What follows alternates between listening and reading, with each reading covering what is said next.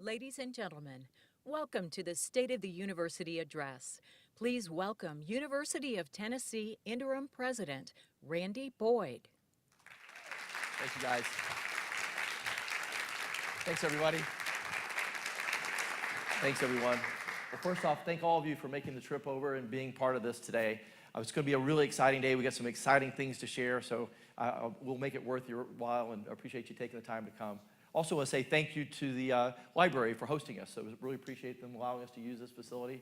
And my great friend Michael Strickland with Bandit Lights provided all the lighting. So if we look good, it's because Michael did it for us, and also a UT alum, 1977. Thank you, Michael. And I also just want to say thank you to everybody in the University of Tennessee family for giving me this opportunity and this honor of being able to serve my alma mater. I can't tell you how much it means to me. It's such a responsibility, but it's such an honor, and I cherish it every day and remind myself every day of how important it is to do this job well. For me, I think some of you know this, but I was born in South Knoxville, actually literally in the Baptist Hospital in the shadow of Neyland Stadium. And at an early age, I remember my granddad taking me to football games at Neyland Stadium, and he dreamed of me being on the football field. I was unfortunately too small, too slow, and too untalented to make the team. But they still accepted me later on anyway. And when it came time to go to university, nobody in my family's history had ever gone to a university, had ever gotten a college degree. And I remember having the conversation with my dad, and he said, you know, son, I can give you a job in the factory right now. There's really no sense in you wasting your time going to a college. But my granddad, my parent, my mom, and others, myself, thought it was important. So I went, and it's the best decision I ever made. I look back on my life, and everything has revolved around the University of Tennessee, not just the education, but afterwards, all the other interactions, and even today. So it's an honor, but it's also a great opportunity to try to give back to my alma mater. So again, I really appreciate the opportunity to be able to do this. Well, today I want to answer 4 questions. The second question will be, how is the university doing? The third question will be, what do we got planned for the future? And the fourth question is the answer to the big announcement that we've been talking to you about. I'm making that last, so you'll have to hang around for the rest of the stuff. The first question I'm going to answer is the question that I've been getting for the last 107 days. Today's day 107, but who's counting? For the last 107 days, every day nearly somebody asked me, well, isn't this like drinking from a fire hose? I put this in a memo about a month ago and answered it this way. Well, actually, I should also maybe, in full disclosure, tell you over the last 7 days, that hasn't actually been the question. For the last 7 days, the question has been, can you get me some tickets to the SEC tournament? And for those that are wanting to know that, no, I can't. They've all been given away. But the answer to the other question is, yes, it is like drinking from a fire hose, but a fire hose that's spewing Red Bull. And I say it because everywhere you go, you get so energized. Everywhere you look, everywhere you look at UT, you get energized and inspired. Every single day that happens. Today, we just had a lunch with all of our faculty, or some of our faculty winners, the President's Awards winners, and all of them are doing such amazing things. I knew a little bit about some of the things, but to hear the full story is inspiring. And again, every day you go across the University of Tennessee system, you find something that energizes you and inspires you. So I thought maybe I'd take a moment to start off with and just go across the state and share with you a few of the experiences over the first 107 days, and maybe there will be a few things that you didn't know about UT that I can share with you. So we start with the West. Start with the UT Health Science Center, led by Chancellor Steve Schwab. And you may not know this, but 70% of all of our doctors and dentists come from the Health Science Center. They have a $4 billion impact in the city of Memphis. So they're making an impact in multiple ways, but they're also doing so many other things too. Just this past February, in the Give Kids a Smile program, pharmacists or dental students and faculty provided free dental care to 968 young people that needed dental care. Just in so many ways, they're making an impact there in that community. A little further west, you go to UT Martin. My family is from Northwest Tennessee, and I can tell you if it wasn't for UT Martin, I can't imagine what Northwest Tennessee would be like. Our rural communities need that institution, and they're doing such an incredible job and changing lives of so many people there. But they also do a fantastic job of outreach, have one of the best online MBA programs in the country. They also have satellite campuses, something I wasn't aware of until this year. We have a satellite campus in Ripley, in Somerville, in Selmer, in Jackson, and a little town of Parsons in Decatur County. If you haven't been to Decatur County, it's one of the poorest counties in the state. only beaten by the next county beside it, which is Perry County, in the little town of Linden in Perry County. By the way, if you haven't been to Linden, it's the only capital seat in the state of Tennessee that doesn't have a single 4-lane going to it, all just 1 lanes. And they complain about that a lot if you go to Linden. But I share that because in Perry County, a lot of young people just don't see a path to higher education. A great friend of mine, a young man named Alec Richardson, was an assistant of mine over the last 2 years. And he got his college degree by first going to the UT Martin campus in Parsons. He went there for 2 years, and then he transferred for his last 2 years to UT Martin. If it hadn't been for that, I don't think he would have found a pathway forward. Because of his education, he got a mediocre job with me as a personal assistant for 1.5 years, and then he got a big promotion. He is now the executive assistant for Governor Lee, working in the Capitol, all because of UT Martin and because of the access they provide this young man. A little further west, you go to the UT Space Institute in Tullahoma. And if you haven't been there, it's an amazing place with a lot of really smart people that gave me about a 6-hour presentation about 2 months ago, of which almost none of it I understood. But it was really impressive, and I share a couple of little tidbits that you should know. And UT Space Institute is leading the world in these 2 technologies. We're leading the world in hypersonics. So what I took away from it was, one day, because of their work, we'll be able to travel at Mach 9 and go from Washington, D.C. to San Francisco in 15 minutes, all because of UT scientists. They're also doing work on nuclear propulsion. So if you've ever thought about going to Mars, anybody ever thought about going to Mars? A few people? Somebody help me out. That person, we had one person that wanted to go to Mars, but you probably don't want to go to Mars because it takes so long. If you haven't heard, it takes like 18 months each way to go to Mars. So round trip is like 36 months, but if you're in space for 5 years, you die from radiation. So it's kind of important to get there quickly. Well, UT Space Institute is working on nuclear propulsion, which can get us there in 3 months versus the 18 months. Only at the UT Space Institute are they doing that kind of work. Again, just amazing things. A little further east, we get to Oak Ridge National Labs, and it's one of the, no, I made a mistake, not one of the best national labs in the country, the best national lab in the country. And they're doing just incredible work in so many areas, but one of the things that they're working on now that you may have heard of is the next fastest computer in the world. They had the fastest computer before. Now we're going to create a new computer, which will be done in a few years. It's important for us to win this race to have the first exoscale computer for national security, and we're racing other countries to get there. If we win, it's because of Oak Ridge National Labs and our partnership with them. This new computer, by the way, is the first exoscale computer in the history of the world. And how many people know what an exoscale computer is? 3, because maybe you've heard me share this before. So I just found out just this past month. So if nothing else you get from today, you'll know the definition of an exoscale computer. So a calculation is like 2 times 6. An exoscale computer can do 1 billion times 1 billion calculations per second, 10 to the 18th power. So it's really fast. Amazing things that we're doing there as a part of that partnership. Go to University of Tennessee, Chattanooga, setting records for graduation rates and doing so many great things for the city of Chattanooga. One of the things I was really impressed with when I met their engineering department not too long ago was some of the work they're doing around rocketry. They have a rocketry club that had a competition, a national competition, where they were trying to compete with universities like MIT and universities like Georgia Tech. And they beat all those schools by a mile, literally by a mile, being able to send their rocket into space a mile higher than anybody else. Just amazing things that they're doing down there in the University of Tennessee, Chattanooga. Back in Knoxville, my alma mater, so many records, but I'll share a couple of things. One, we had 19 Fulbright scholars last year. That's a record number of Fulbright, or one of the highest Fulbright scholars in the country, competing against universities like Harvard. We're up in the top echelons. I get to tour a lot of the governor's chairs throughout the campus, and again, every day we get to be inspired by some of the things that the faculty and the students are doing. But about a month ago, I got to go visit Dr. Yilu Yu, and she was here earlier. Maybe she, oh, there you are. And she just blew me away with some of the technology and the things they were working at, but most importantly, the students that shared that technology and made that presentation. One of the things that they're managing is a monitoring system for the electric grid across the United States. Now, KUB and NES and all the other electric companies in the country all monitor their own electric grid.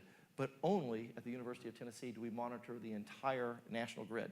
And we can see electricity moving around all across the country and see where it's ebbing and where it's increasing. And it's pretty fascinating work, and they can anticipate problems that we might have. And they can also do some analysis that nobody else can do. I happen to remember the presentation, the day of the presentation. It was the day after the Super Bowl on Monday morning, because the young ladies that were presenting it let me know that usually everything's very random, but the one time that everything is synchronous across the country is during the Super Bowl. And they actually put up a video. So it turns out they had a video of when Beyonce did her halftime show. And the minute her halftime show stopped, there was a spike in electricity because everybody went to the bathroom or to the refrigerator. But you could literally see that. Only at the University of Tennessee can we do that. We have the Institute of Public Service. A lot of people don't know enough about this, but we have people all across the state that train city and county leaders, providing them the necessary education they need to be able to do their job. They have programs or teams that are providing asset mapping and providing our rural counties with the assets and the strategy they need to be able to improve. A lot of things our Institute of Public Service does, unsung heroes in our system. And finally, the University of Tennessee Institute of Agriculture is doing amazing things from agriculture to ag research. But one of the things that I think I was most surprised by in the last couple of months was the Institute of Ag's extension offices. Of course, we have an extension office in all 95 counties. And one of the things they're responsible for is managing the 4-H clubs. Turns out that we have 186,000 students across the state of Tennessee in our 4-H club programs. And they're great programs. They're teaching them, speaking and civic engagement and a whole range of really necessary things. And it also turns out that we have the largest 4-H club program in America, all here in Tennessee, all led by the University of Tennessee. And I could go on and on. It's my favorite part of talking about this, the university, and the favorite part about this job is just all the inspiring things that you see everywhere you look with the University of Tennessee. And if you add all that up, we're doing what you would expect us to do. We're educating 51,000 students right now, all across the system. More importantly, we're graduating them. Last year, we had a record graduation of about 11,820 students, which is a record number of students that we turned out into the state to help improve our economy and our society. And we're doing better every year. Our graduation rate last year was at record highs at all of our campuses. Martin and Chattanooga had 47.7% six-year graduation rates. Knoxville had a 72.5% graduation rate, all the record graduation rates. So we're not only just bringing students in, but we're giving them the tools they need to be successful in graduating them. I didn't mention the Health Science Center. They kind of blow the curve, but I can't help but say, since Steve is looking at me, that our Chancellor Schwab, that they also had a 96% graduation rate. So they're doing pretty well there in Memphis as well. Last year we had a record in the number of donors. We had a record in the number of donations, $397 million in donations last year, $417 million in research, which is also a record in research. Everywhere you look, we're having a success throughout the system. This year, the governor gave us a new budget. He also gave us a record budget, so it puts us in a good position for the future. $642 million budget, $81 million for a new building in our agricultural campus, $17.7 million in raises for our teachers, $10 million for a new security system. So if we ever had an active shooter, we would be able to lock down all the doors all across the system anywhere in the state because of this new grant. And then really, very importantly, we got an extra almost $10 million to be able to create new programming, or at least this is proposed by the governor, proposed to be able to provide primary care physicians in our rural communities, more general medical education. Now, the governor proposed these things. We have some of our great friends in the legislature here, and we would beg you to support the governor in his program. But it was very generous, and we're very excited about the position that they put us in. We have had some problems, and I would be remiss if I didn't also acknowledge those.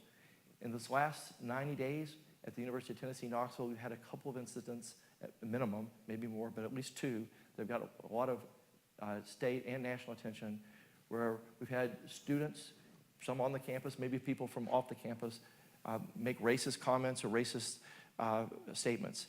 And that's not who we are. We don't tolerate that at the University of Tennessee anywhere.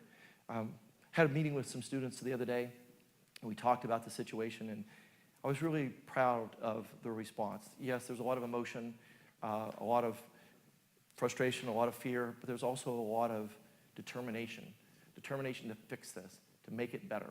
And we talked about this and said, you know, racism didn't start at the University of Tennessee, Knoxville. Racism didn't start in Tennessee. It didn't start in America. It's been going on from the beginning of time, and it's still global. So it didn't begin at the University of Tennessee, but maybe this could be the beginning of the end. And if we work together, I think we can do something transformative. We can take something that was very bad, that was tragic, and turn it into something great. And we're determined to work all together, our faculty, our staff, our students, our administration, to turn this around and make a difference. Thank you. Thank you. So the third question is, where are we going to go from here? I'm going to talk about our 6 objectives, but I'm going to talk about them briefly because as I look around the room, most of you have heard me share these before. Our 6 objectives are, first, we want to make sure that we provide a great leadership for both Knoxville and for the system when the current interims leave. Leadership matters. I think we've heard Governor Haslam and former Lieutenant Governor Ramsey always talk about that leadership matters.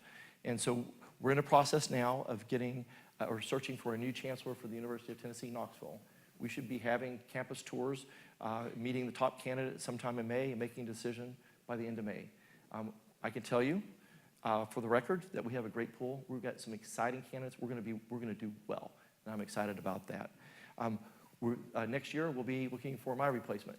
In both cases, we're going to be looking for some people that are transformative, looking for people that can be innovative. The world's changing. They have to be able to change with it. We're looking for people that can be generational. We want people that can be in the role for 10 years or longer. And that doesn't mean, by the way, for those who are thinking about this, we can have an 80-year-old that can be in the role for 10 years as well. We are going to look for people that are laser focused on student success, and we're going to make sure that they understand how important it is to work together as a team. The University of Tennessee system is different, or differentiated.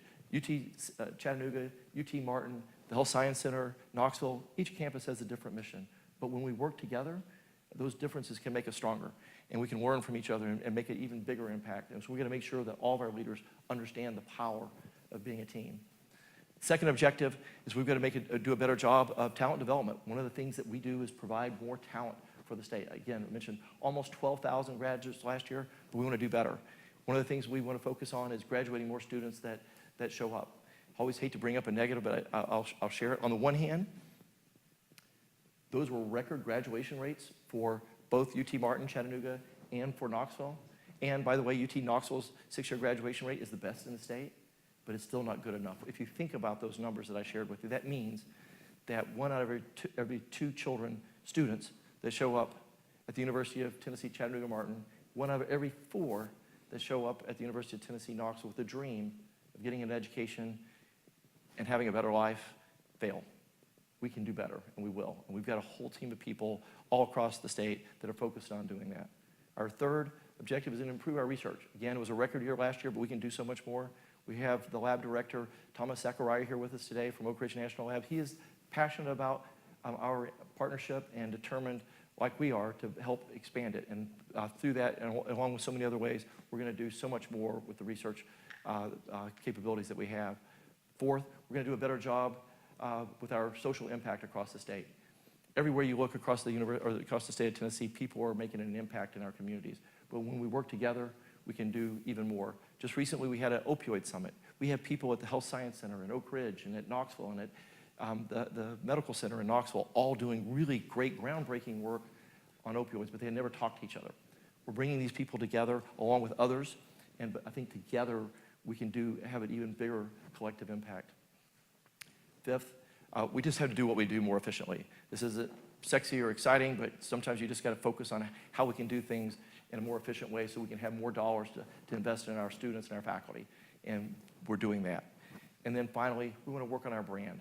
I think if we do all the things we just talked about, I think our brand can be even stronger. We've got a good brand, but unfortunately sometimes the media will talk about the more sensational news of the day. But the fact is, we've got so many great stories to tell. We just got to tell our stories better. And if we can tell those stories, our brand can be even stronger. And I'm excited about that. So finally, thinking about building our brand and telling some exciting new stories, I'd like to share the big announcement with you. And to do that, I have to have my collaborators that have been working on this with us for the last 6 months. Chancellor Cross from UTIA, and Chancellor Carver from UT Martin, and Chancellor Engel from UT Chattanooga, and Chancellor Davis from UT Knoxville. If you guys could come up. Like everything that happens, it's always a team. And it's not just the chancellors, but a whole team of people all across the system have been debating and arguing and looking at ways in which we can make this happen. So what is it? So as you know, the University of Tennessee was created by the Morrill Act in 1860, or when the Morrill Act in 1862 was created, we became a land-grant university. And the Morrill Act charged us, gave us a mission to be a ladder up for the working class and the middle class. That's our role, to give people that may not have otherwise had an opportunity, like Alec, like myself, people that may not have had an opportunity, the opportunity to get an education, to be able to have a better career and a better life. That's what we're here to do. And we've done a great job of it over the last 150 years. In 2013, I got the opportunity and the honor of working with Governor Haslam. We helped create something called the Drive to 55. And I remember one of our meetings early on, we talked about this mission of taking the state from 32% post-secondary attainment to 55% by the year 2025. We mapped out all these strategies. There were 5 with a lot of different tactics around each one. I remember after a fairly long meeting talking through all these strategies and all these tactics, he looked at me and said, what do you think our biggest challenge is? What's our biggest obstacle to accomplishing this? And I thought about it for just a second, and I gave him an answer that the more I thought about it over the last 6 years, I think it was the right answer. And the answer I gave was, our biggest barrier, our biggest obstacle, our biggest challenge is our culture, a culture of low expectations. Too often, we don't believe enough in ourselves. We don't believe enough in our children. We don't believe, maybe because of financial barriers, that this is possible for them. We don't believe that a post-secondary education is possible for them.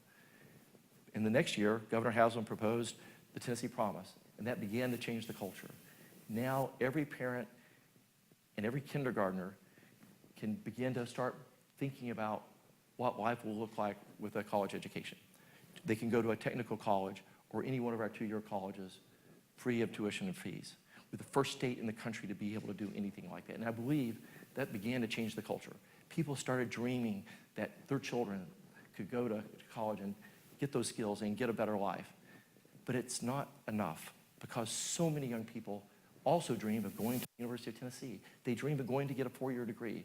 They dream of being able to be an architect or a computer scientist or an engineer, or so many of those other skills that our economy and our state desperately need, but also that is only attainable at a 4-year school. So today we're here to announce the UT Promise. And hopefully we just have a big backdrop behind us. That's the no-look pass. Yeah.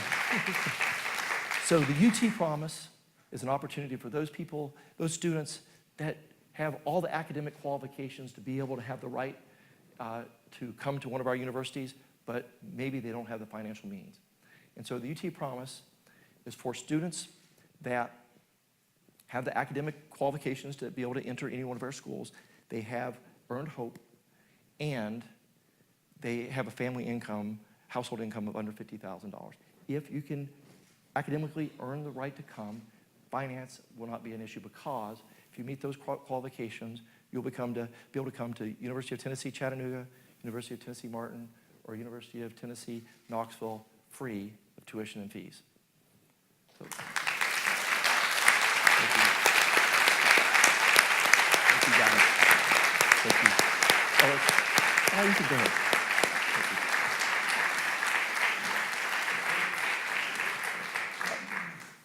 So I want to share just a few things about it. One, we believe because of this that more students will be able to come. Even if they were thinking about it before, now maybe students in Tipton, or kindergartners in Tiptonville and in Sneedville that have always thought about going to the University of Tennessee but never thought they could, now can start thinking differently about their life and preparing themselves differently. It's also going to be able to help retain students, We talked about wanting to try to increase that graduation. One of the reasons why students drop out is because of finances. At least we can reduce that for many of the students. And finally, a lot of our students that graduate have a lot of debt. This will reduce the debt of those students that do graduate. But it's not just about access, it's also about success. We've got to make sure that if they come, they graduate. And so we're going to require them to have a mentor. And we're going to ask for volunteer mentors, maybe many of you, our alumni, our faculty, our staff, to match one-to-one with each one of these students so they have the guidance they need to be successful. Many of them are going to be first-generation college students. And what that means is they can't go back to their family and get the guidance they need. But we, the University of Tennessee family, is going to make up for that. We're going to step up and provide them that guidance and support that they need. We're also going to make sure that they give a little back. For every semester, they're going to do 4 hours worth of service learning. And that's important, not only to give back, but also I think that's part of their educational experience. So we're excited about what we're able to offer the students. It's going to be a program that we're going to introduce in the fall of 2020. A few other things to note. So it'll count for all the high school seniors coming in as a freshman, but it also counts for transfer students. So if you're in the Tennessee Promise, you're in a community college anywhere across the state, and you want to transfer to any one of our universities, you will be able to transfer in and also get free tuition and fees. And if you're already currently enrolled in the University of Tennessee and you meet those qualifications, you also earn the right to be able to be a UT Promise Scholar and be able to attend free of tuition and fees. We're excited about this. We're excited about our future. I'm excited that you guys could be here. We're looking forward to rolling up our sleeves and getting to work to help support these students and faculty and everyone that's going to be a part of this program. I'll just conclude by saying, the state of Tennessee is strong, the state of the University of Tennessee is strong, and the promise of the University of Tennessee is even stronger. Thank you all so much. Thank you. Thank you. Thanks, everybody. Thanks, everyone. Thanks. Good job, man. Thank you. Good job.